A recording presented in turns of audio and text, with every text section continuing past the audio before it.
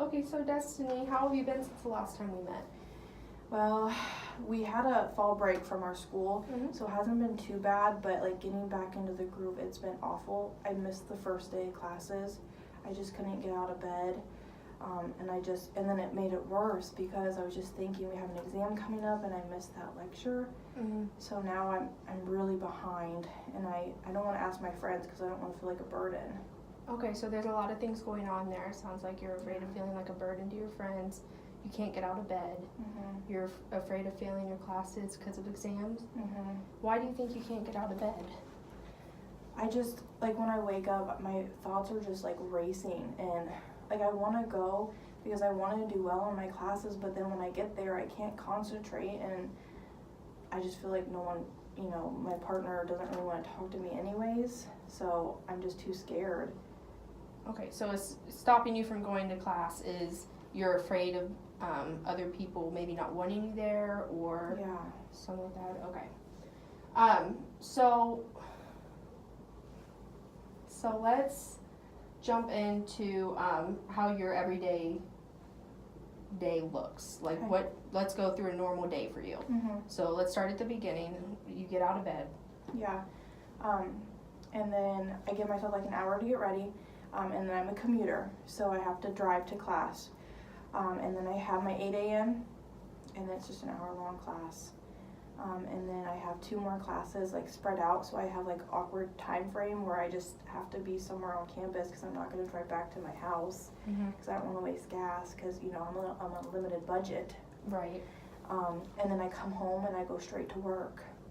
Okay, so you got a lot going on throughout your day. Yeah. What are your feelings? What are you feeling throughout the day? Well, I'm usually really rushed in the morning, so I start off my day of thinking that I'm going to be late. So just a lot of anxiety there. And then once I get to class, I just can't concentrate because I'm just thinking about everything else that I have to do. And then, of course, going to work, and then that gives me no room for homework. Right. What time are you usually going to bed? Oh my, sometimes I have to stay up super late to do homework assignments, so maybe 12 if not later. And what time are you getting up in the morning? I'd probably say like 7 because I have to be on campus by 8, but sometimes I even skip like getting a shower in the morning because I just want that extra sleep. Okay, so you're getting about 7 hours of sleep a night, it sounds like. Okay, so the typical person needs about 8 hours to function. Okay. Do you think that, are you staying up late because you need to get your homework done, or are you staying up late just to like watch TV or get your mind off of the day, or what? Kind of both. Like some weeks are really heavy with assignments. Other weeks I just do it for pleasure, but I can't just stop at one show. I just keep going. I feel it, yes. Okay, so what are do you think it's possible for you to maybe get up a little earlier in the morning, or is that not going to be a possibility for you, just so you don't feel rushed to get to school? Yeah, for my alarm, I usually hit snooze a lot. Okay. So I could do something with that. Okay. So maybe this week just get up 15 minutes early and then maybe 30 minutes earlier. Yeah.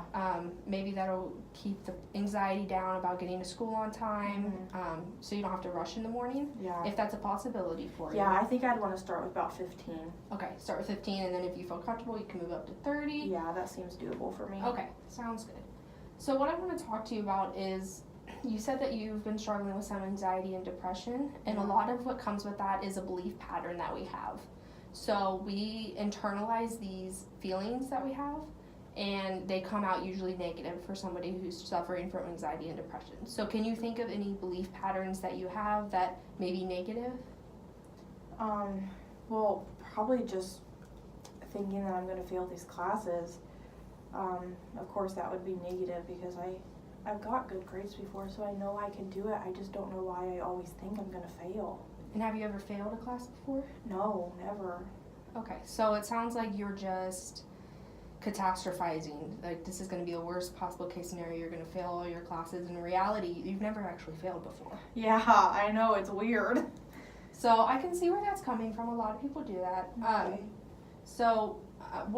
Can you think of another belief pattern that you have, maybe about yourself or about the way people perceive you?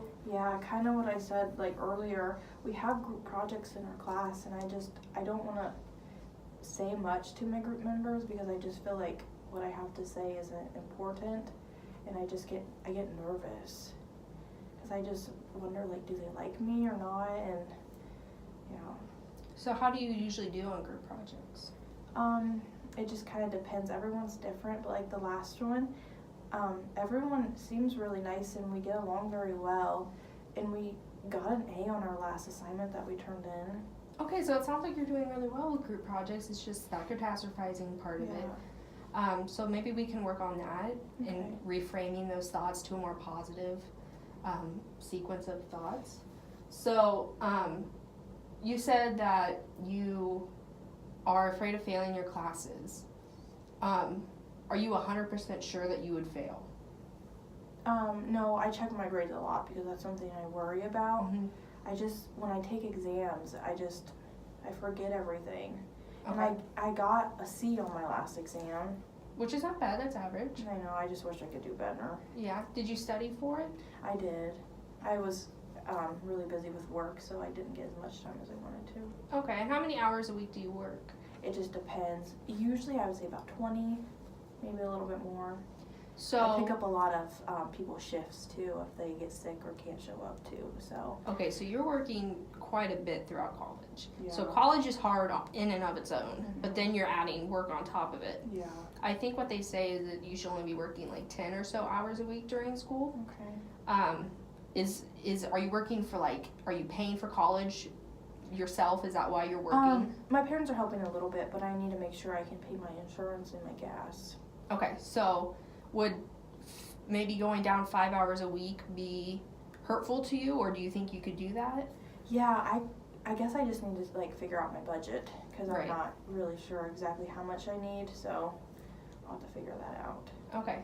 Yeah, so if you could go down even maybe 3 hours a week just so that you have that extra time Yeah. to do your homework and study, Yeah. you would maybe feel more amped in your Mhm. ability to succeed in school. Yeah. So what are some goals that you have for yourself of getting out of this meeting? Some of my goals that I would like to do is just get rid of thinking that I'm gonna fail or before I even started. So trying to not cure it, but just how do I manage that anxiety, I guess. And then another one, probably just understanding that not everybody hates me. 'Cause Okay. I just want to please everyone, and I just overthink everything. Okay. So, have you ever thought about journaling? I actually tried it once, and I think I did like it, but I didn't set a specific time, so I kind of just pushed it to the side. Okay, so you didn't carve out a specific time throughout your day to do it, so you just stopped doing it? Yeah. Okay. So do you think, now journaling really helps us because it gets out those emotions and thoughts that we have that we are kind of under the surface that we don't recognize. 95% of our thoughts and feelings actually are out of our awareness. So when you get to writing down on a journal your thoughts and feelings throughout the day, what you did, how you felt, like an anxiety log kind of, if you had anxiety, why'd you have anxiety, when did you feel it, how intense was it, stuff like that, you can actually start to see a pattern going on there. Oh, okay. And you can maybe start to find your triggers Mhm. and stuff like that. So I think journaling would be a really good idea for you. Yeah, like I said, I like doing it. Okay, so how about next week we try to maybe get 3 journal entries in before the next time we meet, or Yeah. even if you wanted to do every day. Okay. I think I want to do 3. Okay, so I kind of want to talk about the ABC technique with you, which is an activating event, so a trigger, and then our beliefs about it, and then the consequences that come from that. Okay. So can you think of an event that would trigger your anxiety? Yeah, probably when I'm showing up to class a couple minutes late, because then I have to walk in front of everyone, and then it's just a bad class because I can't concentrate because I'm too overwhelmed with my thoughts. Okay, so what are you feeling in that time? I'm really rushed, and when I do get to class, I can't settle my brain and pay attention, and I feel like everyone's noticed that I'm late. Okay, so you're feeling like everybody's judging you for being late. Okay, so what are some consequences that come from that? Can you think of any? Yeah, well, I can't focus, so I don't get anything from the lectures throughout the whole class, so it's pretty much like I'm not even there, even though I am. Okay, so is this, you getting to class late, is it because of what we talked about earlier, like you don't have time to get up in the morning and get ready and... Yeah. Okay, so you think with that extra 15 minutes, you think you'd be able to get there earlier and maybe Yeah. relieve some of that anxiety? Yeah. Okay, so let's try that.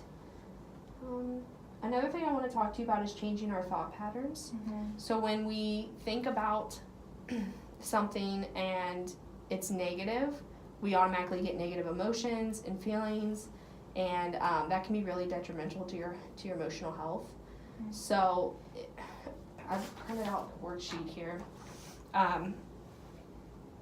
So if you were to think of something negative, like, I don't know, what's something negative that you usually think throughout the day? That nobody likes me. That nobody likes you? Okay.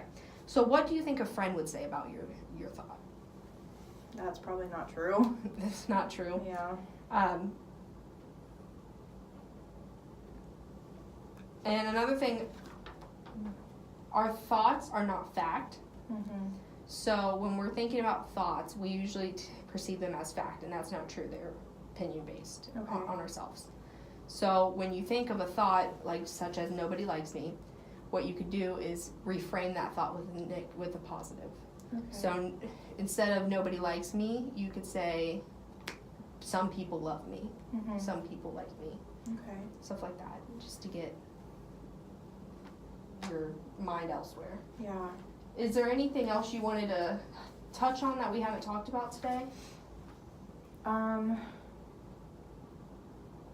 don't think so. Okay, so what we're going to try this week is we're going to try to get up 15 minutes earlier Yeah. to be able to get to class. We're going to journal our feelings, and we're going to try to reframe our thoughts. Yeah. Okay, so I will see you back here next week for our next session, and then we can talk about how all that went. Okay. Okay, it was nice seeing you. Thanks.